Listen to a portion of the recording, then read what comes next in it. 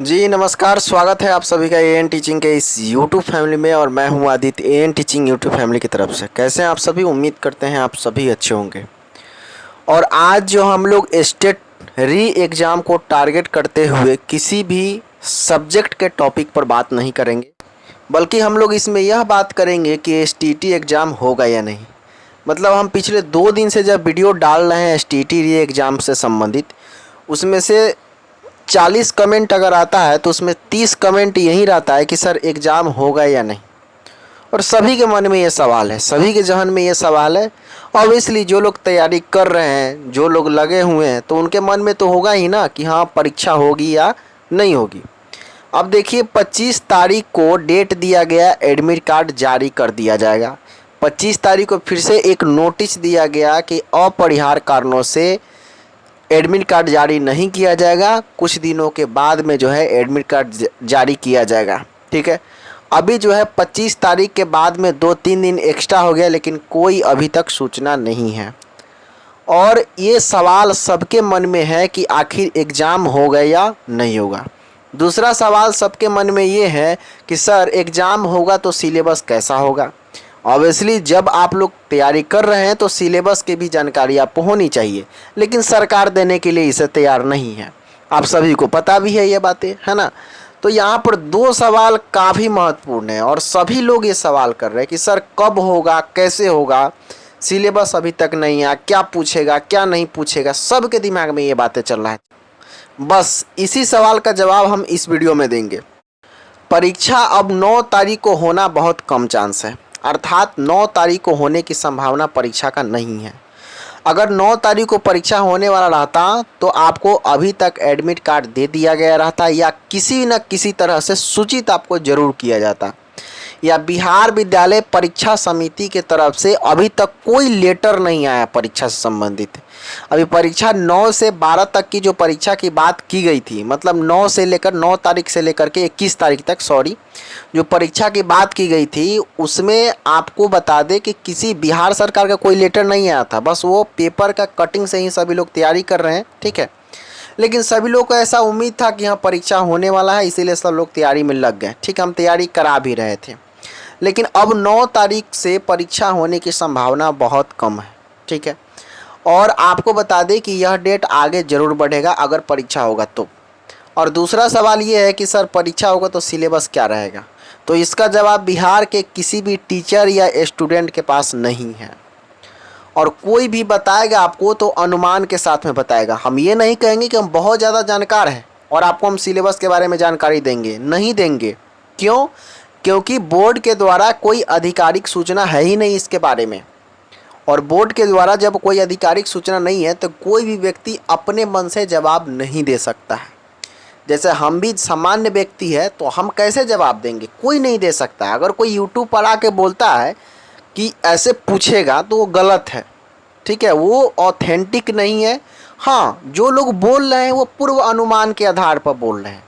अब पूर्व अनुमान का मतलब ये हुआ कि सोशल साइंस में पिछली बार 4 सब्जेक्ट पूछा गया था, तो सब्जेक्ट से रिलेटेड ही प्रॉब्लम को बताया गया जब परीक्षा कैंसिल हुआ। तो अभी लोग 80% लोग ये अनुमान लगा रहे हैं कि 2 सब्जेक्ट से ही पूछेगा। क्यों? क्योंकि 4 सब्जेक्ट पर बवाल हुआ है पिछली बार। तो हम भी यही बात कहते हैं कि इस बार जो है आपको 2 सब्जेक्ट से पूछने का चांस है। अगर आप लोग हाई स्कूल की बात कर रहे हैं तो हाई स्कूल में आपको 9th-10th पर ज़्यादा ध्यान देना है। हाई स्कूल वाले के लिए आपको 9th-10th पर ज़्यादा ध्यान देना है, और +2 वाले के लिए आपको 11-12 पर ज़्यादा ध्यान देना है। 20%, 80% क्वेश्चन आपको 9th-10th वाला जो होगा वो 9th-10th से पूछेगा, और उसके बाद 20% सवाल जो है आपको थोड़ा सा ऊपर करेगा, मतलब कॉम्पिटिटिव लेवल हो या आपको थोड़ा सा इंटर या +2 की लेवल हो। ठीक है ना। अगर हम लोग +2 की बात करेंगे तो +2 में आपको 80% सवाल +2 से पूछेगा, और 20% सवाल जो है वो हमारा ग्रेजुएट लेवल से आ सकता है। यह एक अनुमान है, ऑथेंटिक नहीं है। हम फिर से आपको बता दे रहे हैं, कहीं से भी इसका लेटर जारी नहीं हुआ। और बिहार के कोई भी टीचर या कोई भी प्रशिक्षक या कोई भी प्रशिक्षु इस बात को भी नहीं बता सकते हैं, क्योंकि ऑथेंटिक लेटर सरकार के द्वारा जारी हुआ ही नहीं है। अब यहाँ पर बहुत सारी दुविधाएं आ रही है कि सर तैयारी करे या नहीं करे, तैयारी कैसे करें, परीक्षा तो होगी नहीं। तो देखिए, सबसे पहले बता दें आपको 31 तारीख को फिर से सुनवाई इसका होने वाला है। एसटीईटी री एग्ज़ाम को जो विरोध में जो केस हुआ है, मतलब रिजल्ट देने के पक्ष में जो केस हुआ है कि रिजल्ट हमारा दिया जाए, तो उसका 31 तारीख को सुनवाई होने वाला है। अब 31 तारीख को कुछ बातों का अंदाज़ा हम लोग को लग जाए कि क्या मैटर है, ठीक है। और दूसरी बात यह है कि तैयारी जहाँ तक करने की बात है, तो देखिए, अगर आपका तैयारी पहले अच्छा था और अभी भी अच्छा है, अभी भी आप अध्ययनरत है, तो परीक्षा अगर नहीं भी होगा ना, फिर भी आपका रिजल्ट आएगा, क्योंकि पिछली बार भी आपका एग्ज़ाम अच्छा गया है। और परीक्षा होगा भी, फिर भी आपका रिजल्ट इसमें आएगा। क्यों? क्योंकि आप अध्ययनरत हैं, आप तैयारी में लगे हुए हैं।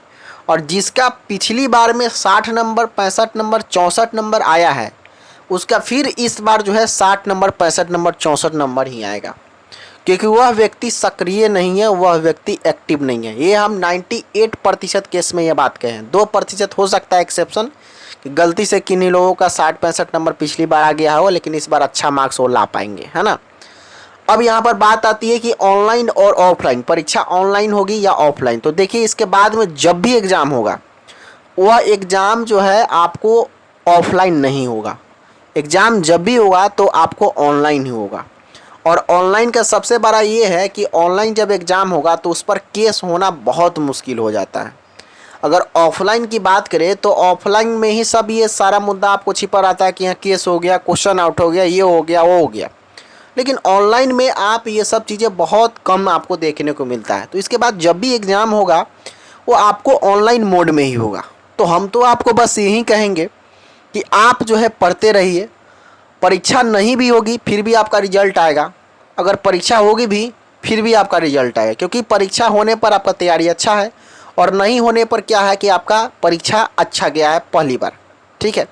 तो इस पर आपको ध्यान देना, ज़्यादा इस पर मोटिवेट नहीं होना है। कभी कभी लोग क्या कर रहे हैं कि बहुत नकारात्मक अभिप्रेरणा में चले जा रहे हैं कि परीक्षा होगी या नहीं, आप पढ़ाई करना ही छोड़ दे रहे हैं। तो पढ़ाई मत छोड़िए, अभी तैयारी में आप लगे रहें, अध्ययनरत रहें। बार बार हम इस बात को कहते हैं। 31 तारीख को सुनवाई होने वाली, एक तो सरकार की यह नाकामी है, और इतना बड़ा नाकामी कि आप मतलब बता नहीं सकते, कुछ कह नहीं सकते। आप खुद बुद्धिजीवी है, शिक्षित है, इस बात को आप समझ पा रहे होंगे। जिस एग्ज़ाम के लिए डेट निकाल दिया जाता है उसका कोई सिलेबस का आता पता नहीं।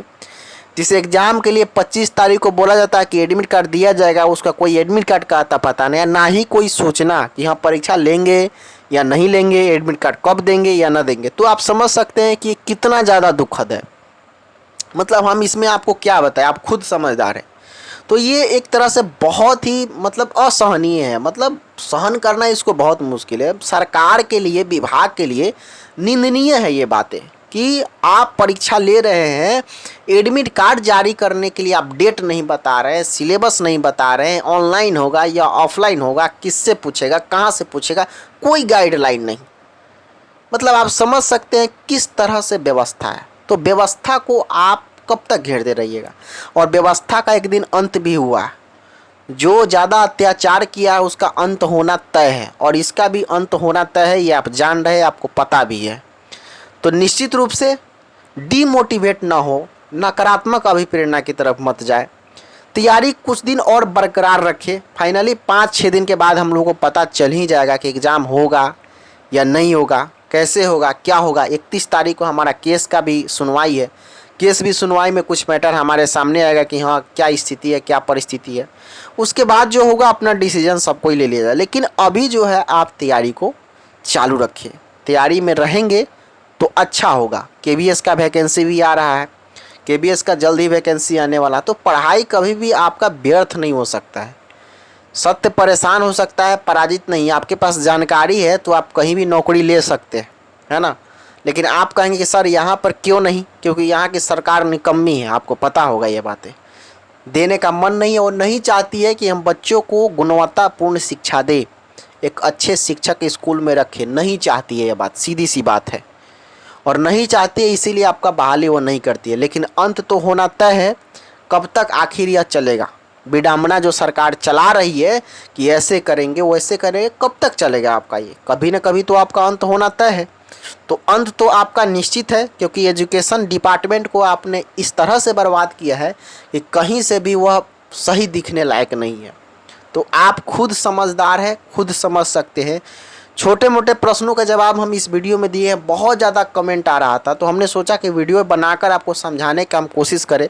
अब मुझे नहीं पता कि आपको समझ में आया या नहीं आया, लेकिन इतना ज़रूर है कि हम ये बात दिल से आपको कह रहे हैं कि आप अध्ययन में रहें, आप तैयारी करते रहें। लगातार हम वीडियो भी आपके सामने ला रहे हैं। जब वीडियो लाते हैं और उस वीडियो के नीचे जब यह कमेंट नहीं होता है कि सर वीडियो अच्छा लगा या आपका पढ़ाने का तरीका अच्छा है, बल्कि उससे ज़्यादा कमेंट ये होता है कि सर एग्ज़ाम होगा या नहीं। लेकिन पूछना तो आप लोग का लाजमी है, क्यों नहीं पूछेंगे जब आप तैयारी कर रहे हैं तो। ठीक है, थैंक यू सो मच। मिलते हैं आपको फिर से नेक्स्ट वीडियो में, तब तक के लिए जय हिंद, वंदे मातरम।